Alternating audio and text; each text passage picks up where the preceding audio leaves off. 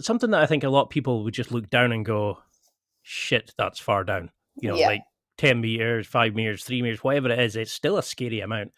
You've talked about using like your positive, thinking techniques towards your dives.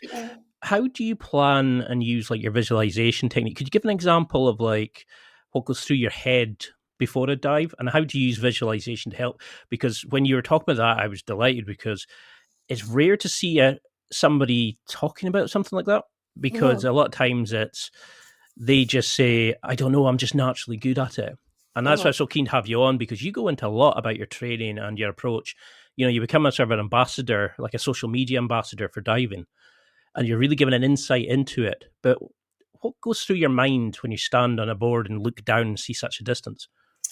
I mean, over time, the 10 meter doesn't seem so high. And, when you're competing, you've done the dive so many times that it's just routine. So when you get to the board in competition, generally for me, I do my power stance, and I tell myself that I say, I'm beautiful, I am capable, I am confident, and I am powerful.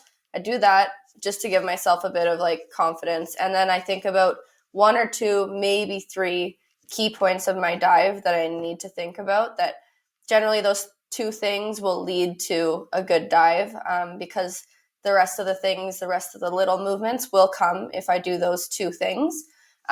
Because in the end, if you're thinking about 10 things for a 1 second dive, your brain cannot keep up with that. So it's funny to think about, what I think about on the end of the tower, because a lot of the coaches are just like, don't overthink it. But then you're like, how am I not supposed to overthink it? Like, I'm chucking 3.5 flips off of this 30-foot platform. Like, I need to think. But it's the second you think about it into that's yeah, when you go wrong.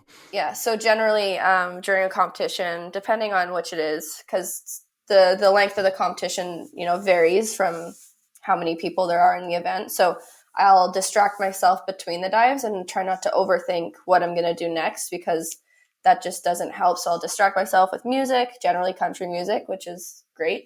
And then like 5 minutes before my dive, I go meet my coach. They'll tell me my correction.